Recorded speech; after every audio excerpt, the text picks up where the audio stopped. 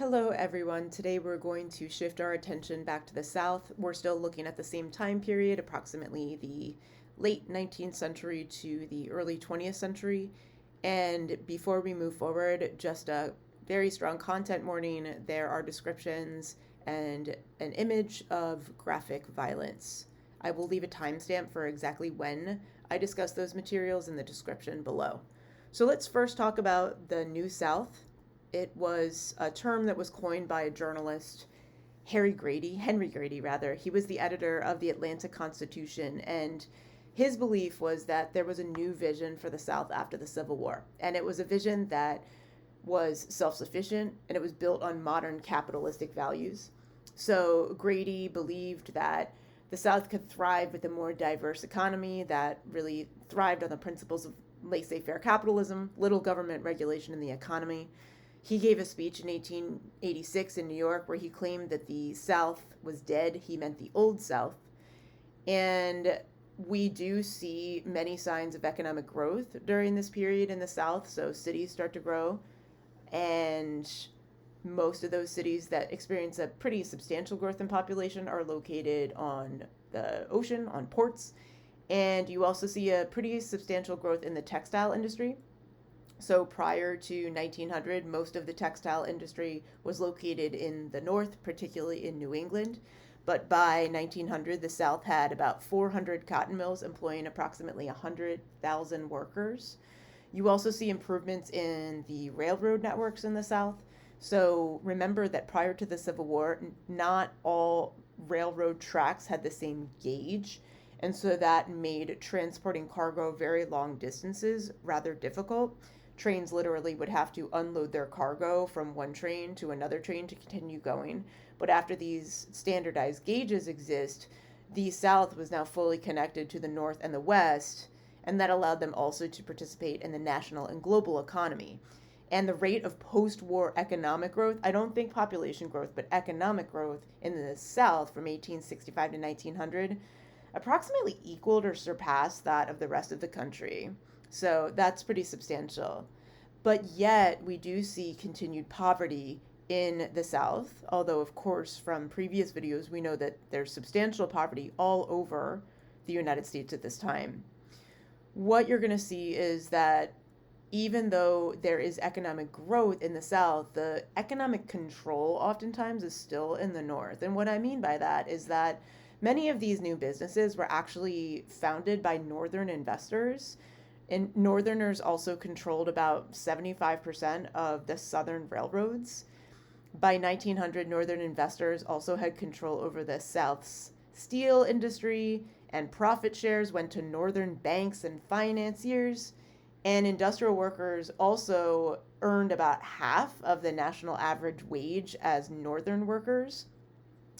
And most of the higher paying jobs in the industrial sector in the South, just like they were in other parts of the country, were reserved for white workers.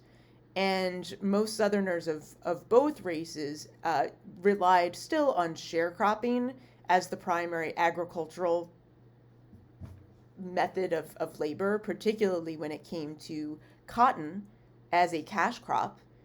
And this poverty was not exclusively caused by Northern capitalism. The South just had a late start at industrialization. Also, the workforce in the South had a poorer education overall. Very few workers had technological or engineering skills that were needed for these more niche type, higher paying jobs. The South also failed to invest in technological engineering schools overall. And the political leadership in the South provided little support for this education for either white or black Americans during this time. And so those limited economic opportunities with a lack of an educated labor force meant that poverty in the South generally was worse than it was in the North.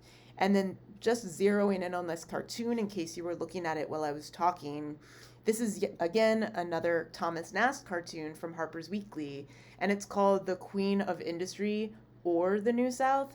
And just looking at a few images here, you notice that this is literally a continuity and change type cartoon. It's showing King Cotton reigning supreme on the eve of the Civil War, and then on the other end, after the end of Reconstruction, see 1882, you see still this dependence on the cotton economy.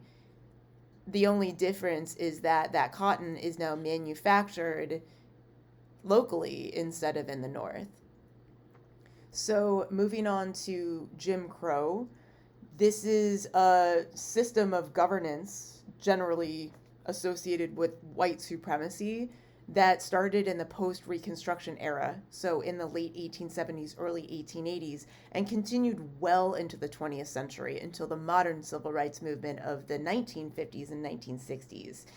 The end of Reconstruction was often called redemption locally because the governments and therefore society was taken over, often violently, by white governments, typically the Democratic Party. This period was also called the nadir of race relations. The word nadir means bottom. So after Reconstruction ends, the Northern military leaves the South, you just start to see the return to that type of white supremacy and that literal use of terror to control the black population back in the South. The word Jim Crow, or the phrase rather, comes from a character from a song and dance routine that was made to mock African Americans. You see, and you can see this represented in this upper left image, there was the rise in the use of blackface and also minstrel shows.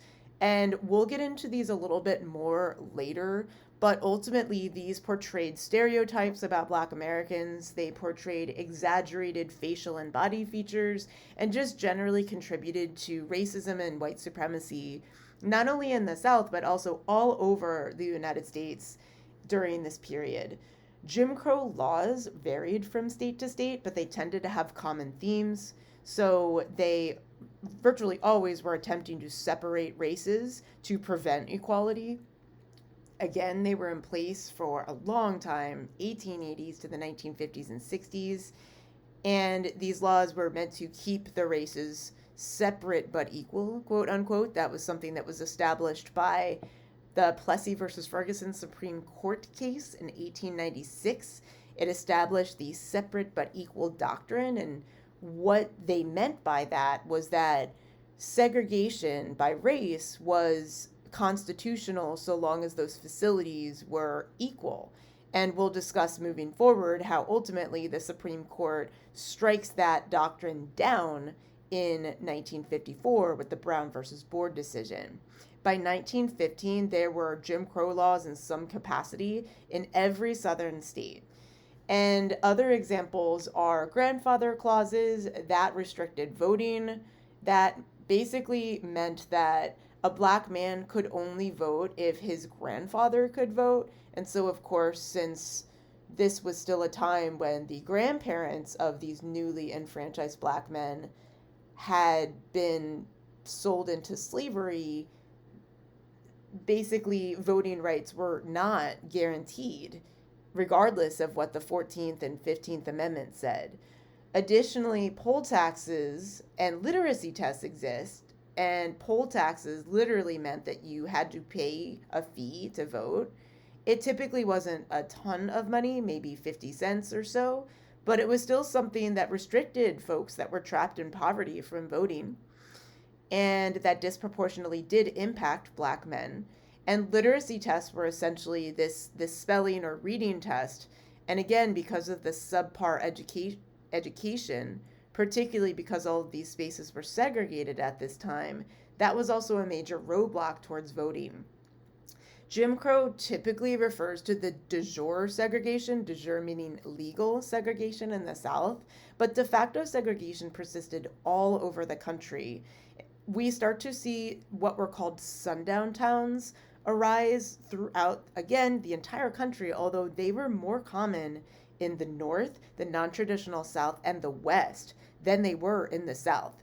So what a sundown town was a town that essentially disallowed black Americans from being present there after the sun went down.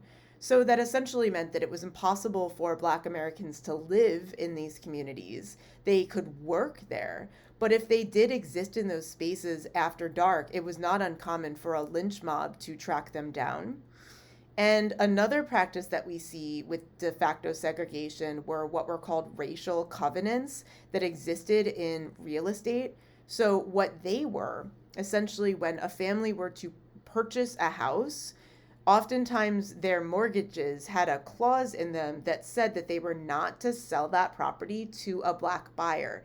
And so, because of those clauses, we saw that in terms of property, in residential spaces, they continued to be segregated even after there were no de jure segregation laws in place. And in northern communities, those allowed for segregation even when there was never de jure segregation. Just some local examples of sundown towns. If I'm recording here from Southern California, Glendale, California was a sundown town, and also the entire Palos Verdes Peninsula was a sundown community. So, and there are far more examples that I could provide. If that's something you'd like to discuss, do let me know. Again, here we are. There's a really important disclaimer here that there will be an image I will show in a moment. But let's talk a little bit about lynching. Lynching is a form of extrajudicial murder. I'll get this video started in the meantime. This involved no trials, law enforcement. Often it was, if anything, law enforcement was complicit in this practice.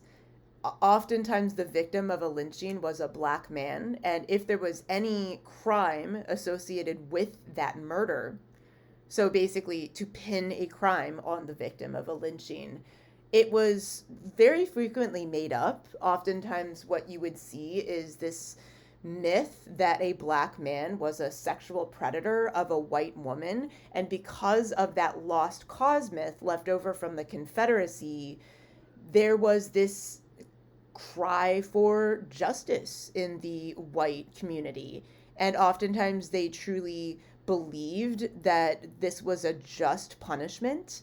And what's really disturbing, and I'm going to go ahead and reveal the image here, what's really disturbing is that mass crowds would flock to these lynchings. They would attend as spectators. These were deeply ritualistic. They were brutal. Oftentimes these bodies were mutilated. Oftentimes they were burned. Folks took photos of these events and sold them, sometimes as postcards.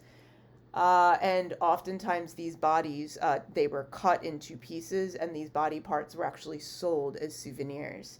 One other thing that's important to note is that these lynchings were not exclusive to the South.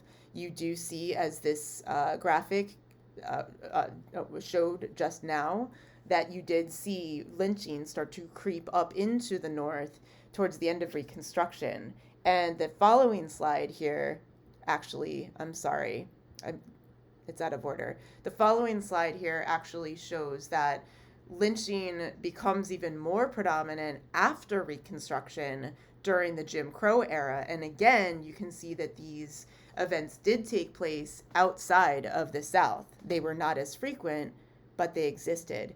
And the reason why I included this slide was because of continuity and change. Of course, lynching, at least in name, is illegal in the United States today. You see an interesting and disproportionate number of executions in the of incarcerated Black individuals moving forward in the late 20th century and up until now. So we can discuss that further in class, and we will certainly come back to that when we cover the late 20th century and up until the present day later this semester. Let's close by looking at the attempts to combat lynching in the South and also the entire United States. Probably one of the most well-known anti-lynching activists was Ida B. Wells. And she was born in rural Mississippi in the middle of the Civil War. And as a young adult, she moved to Memphis, Tennessee, and she became a teacher. And she very quickly took a stand against Jim Crow segregation based on what she saw there.